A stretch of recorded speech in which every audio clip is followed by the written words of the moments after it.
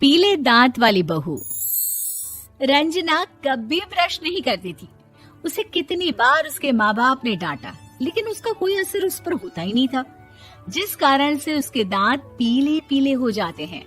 शादी के बाद अरे बहू, वैसे तो तुझ में कोई कमी नहीं है, पर तेरे दांत इतने पीले कैसे हैं बेटा? कैसे मतलब?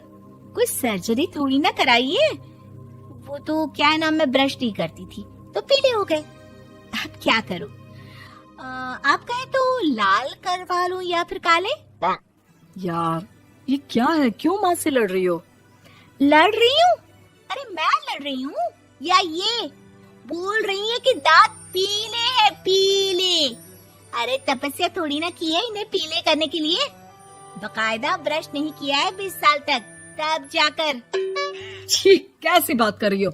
ये उस वक्त तो पीले नहीं थे जब हम लोग तुम्हें देखने आए थे। अरे तब साफ करवा लिया होगा डेंटिस्ट के पास जाकर। अब देखो कैसे पीले पीले लग रहे हैं। रंजना सास की तरफ गुस्से से देखती है। फिर शुरू हो गई पीले पीले पीले। अरे पीले तो तब भी थे जब मेरे हाथ का रसगुल्ला उड़ा उड़ा कर खा रही थी और बोल रही थी, लड़की नहीं गुणों का खजाना दे रहे भाई साहब आप। खैर, अब वो लोग करते भी तो क्या करते, पीले दांत वाली बहू पल्ले पड़ी थी तो झेलना तो था ही। एक दिन कीर्तन में रंजना गाना गा रही थी।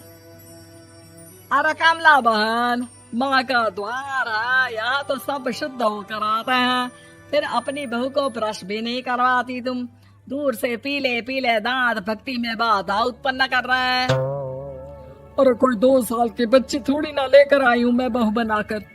अच्छी खासी लड़की है, अरे कैसे करवाऊं ब्रश? ये तो उसे खुद करना चाहिए ना। अब माँ बाप तो इसके जैसे तैसे निपटा दिए, ये नहीं सोचा कि सास कैसे संभालेगी। सास बहू को लेकर घर आ जाती है, लेकिन सोच लेती है कि अब इसे लेकर कहीं नहीं जाएगी। अगले रोज बहू कहती है, अरे क्या हो गया, मंदिर नहीं जाना क्या? कीर्तन का वक्त हो रहा है। मेरी मधुर वाणी से कान्हा जी जागते हैं और सोते हैं। आप तो जानती है ना उनकी भक्ति में कितना मन लगता है मेरा। वो क्या है ना, तबीयत ठीक नहीं लग रही है मेरी, आराम करूंगी मैं। तबीयत ठीक नहीं लग रही?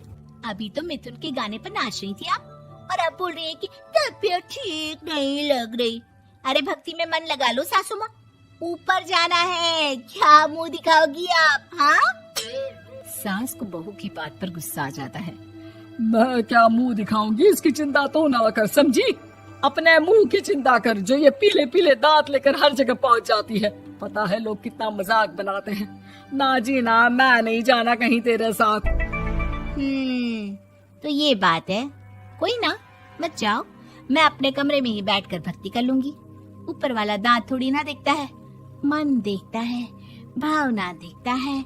और अरे बस बस, तू सब कुछ दिखा, बस ये सफेद चमकदार दांत ना दिखाना किसी को, है? जा यहाँ से। बहू को सास की बात का कोई फर्क नहीं पड़ता, वो तो जैसी थी वैसी ही रह जाती है। सुबह नहाकर किचन में खाना बनाना, फिर खाना खाना, कीर्तन भजन करना और सो जाना। एक दिन, माँ जी मैं सहेली के घर जा रही हूँ, शाम को लेट आऊंगी।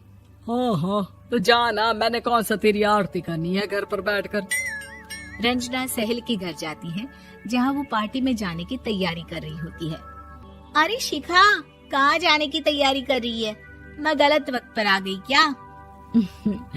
अरे नहीं यार, उल्टा सही वक्त पर आ गया।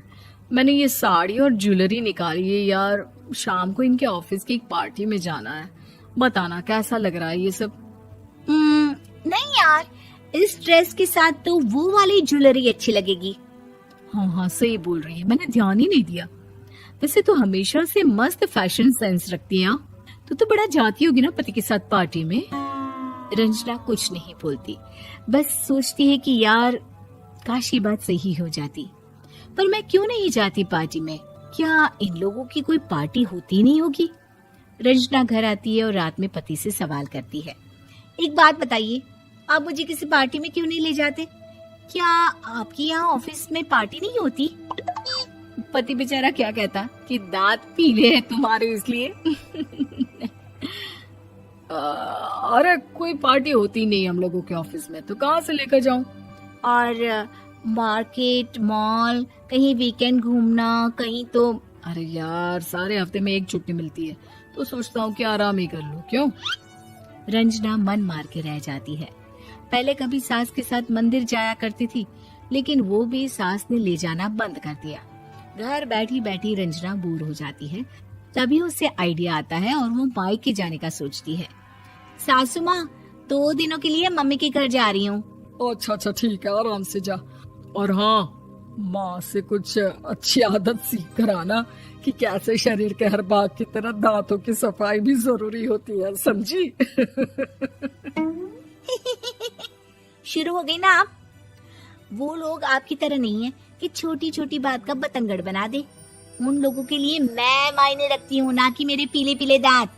रंजना माँ को बिना बताए उन लोगों को सरप्राइज देती है, लेकिन जैसे ही वो दरवाजे पर पहुंचती है, अंदर देखती है कि घर वाले कहीं जा रहे होते हैं। अब माँ, काश रंजना दीदी के दांतों वाली प्रॉब्लम नहीं होती, तो वो भी हम लोगों के साथ चलती ना बुआ जी की बेटी की शादी में। हाँ बेटा, लेकिन अब उसे कौन समझाए कि उसको उसके पीले दांत नहीं दिखते, लेकिन उसके आसपास के लोगों को कितना एम्बैरेसिंग फील कराते हैं।